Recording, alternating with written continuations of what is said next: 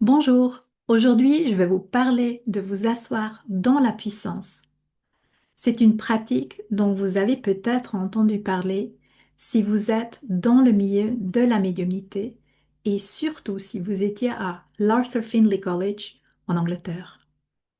S'asseoir dans la puissance est bénéfique si vous travaillez en tant que médium et particulièrement pour la communication avec les défunts. Cette pratique crée beaucoup de confusion et constitue souvent un mystère lorsque vous débutez dans la médiumnité. Pour moi, personnellement, c'était le cas pendant un bon moment, car au collège, il parlait tellement de s'asseoir dans la puissance et de la puissance, mais personne n'expliquait exactement ce que c'était. Ce n'est qu'une fois que j'ai rencontré ma mentor, Mavis Pitilla, que j'ai finalement compris ce qu'était cette puissance et comment la pratiquer pour s'asseoir dans la puissance et surtout pourquoi c'est tellement important. Donc aujourd'hui, j'aimerais vous donner une définition claire de la puissance dans la médiumnité, du mécanisme de la pratique et de sa structure, et vous aussi expliquer pourquoi elle constitue le fondement de la médiumnité. S'asseoir dans la puissance est essentiel, mais souvent mal compris. Il existe de nombreuses variantes de cette pratique, souvent confondues avec la méditation. La méditation a ses propres objectifs. Se concentrer sur la respiration, apaiser l'esprit ou détendre le corps, tout cela est excellent pour le développement personnel, mais cela n'améliorera pas votre médiumnité en soi. S'asseoir dans la puissance est une pratique active qui consiste à maintenir consciemment sa propre puissance et à se mettre en phase avec son âme et à s'harmoniser avec le monde des esprits. Mettre en phase signifie mettre en accord, s'harmoniser ou ajuster. Donc nous ajustons notre propre énergie et la mettons en accord avec le monde des esprits. S'asseoir dans la puissance augmente votre vibration naturellement afin qu'elle puisse s'aligner plus étroitement avec le monde des esprits. Mais surtout, cela vous aide à vous familiariser profondément avec votre propre énergie. Vous devez connaître intimement votre propre vibration afin de pouvoir distinguer ce qui vient du monde des esprits et de ce qui vient de vous, de vos propres pensées. La frontière entre les deux est très subtile et il est facile de mal interpréter ses propres pensées comme des communications provenant du monde des esprits ou des défunts. Donc pour travailler en tant que médium, nous devons agir à partir de l'âme et nous fusionner avec le monde spirituel. Mais cette fusion n'est possible que lorsque nous comprenons d'abord le paysage de notre propre énergie.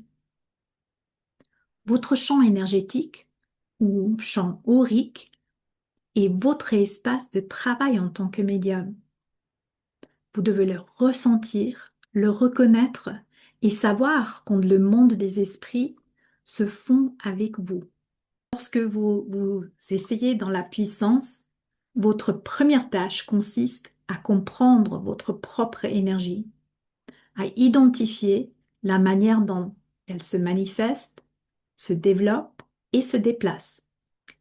Ce n'est qu'alors que vous commencez à vous fondre avec le monde des esprits. C'est le moment où vous entrez en leur présence et souvent empreint d'un sentiment de beauté, d'amour et d'élévation.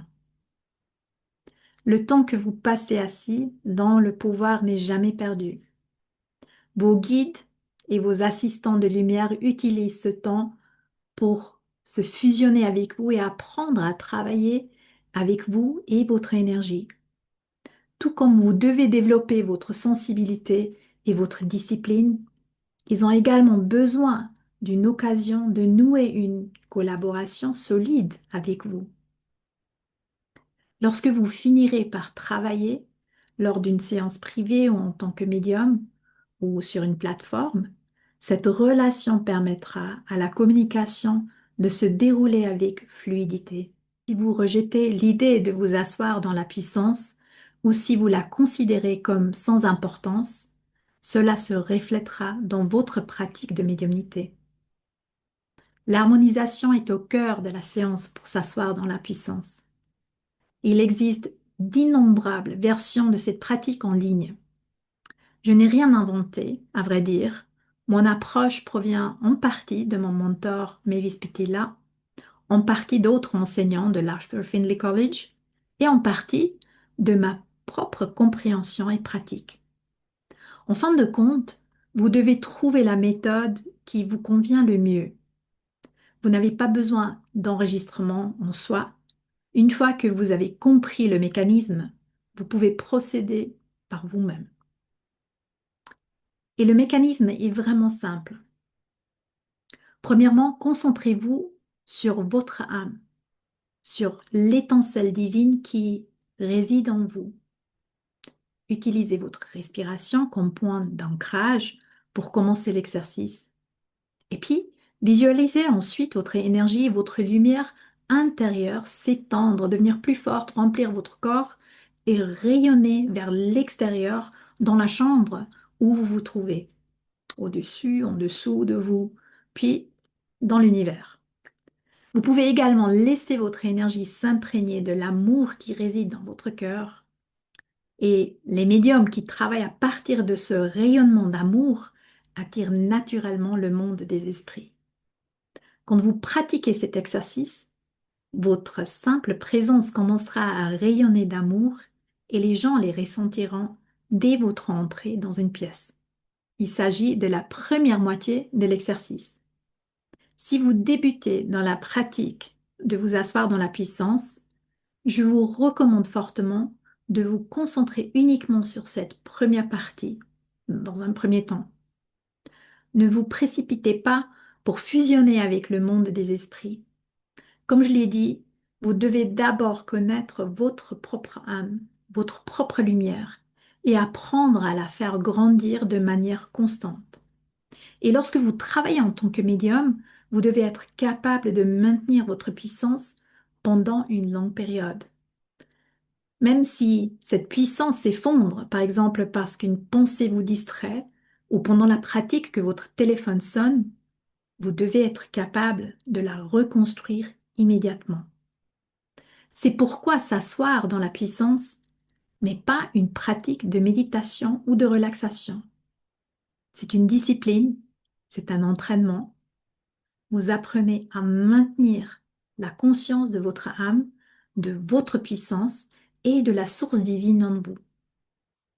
Si vous laissez vos pensées vagabonder, cela ne vous permettra pas de développer vos capacités de médium. La seconde moitié consiste à fusionner votre énergie avec le monde spirituel. Certaines personnes imaginent que le monde spirituel se rapproche d'elles, d'autres tendent la main vers leur guide ou vers le monde des esprits. Les deux approches sont efficaces, mais le monde spirituel n'est qu'une pensée de distance. Si votre puissance spirituelle est forte, la fusion devient facile. Ce qui compte le plus, c'est votre intention. Beaucoup de gens ressentent des sensations lorsque l'esprit fusionne avec eux.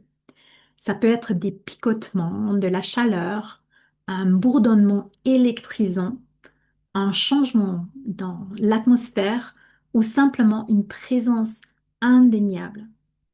Chacun le vit différemment.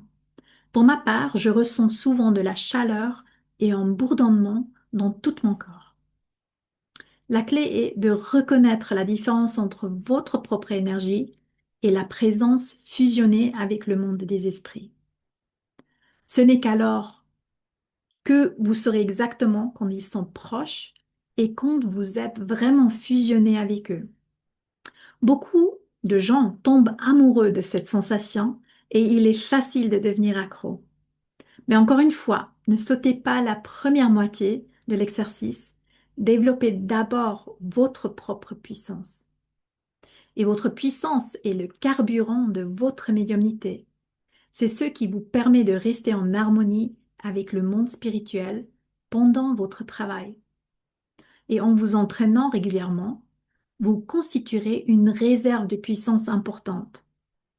Pendant la médiumnité de plateforme ou la médiumnité publique, comme on l'appelle, les médiums reçoivent souvent de l'énergie du public. Mais lorsque vous travaillez en ligne, par exemple sur Zoom, vous devez générer et conserver cette puissance vous-même. Et les médiums puissants peuvent maintenir leur puissance pendant plusieurs heures. Mais comme n'importe quel muscle, il faut l'entraîner. Vous ne courez pas un marathon sans vous être préparé auparavant. Il en va de même ici. Donc, à quelle fréquence devriez-vous vous asseoir dans la puissance? Je dirais idéalement tous les jours.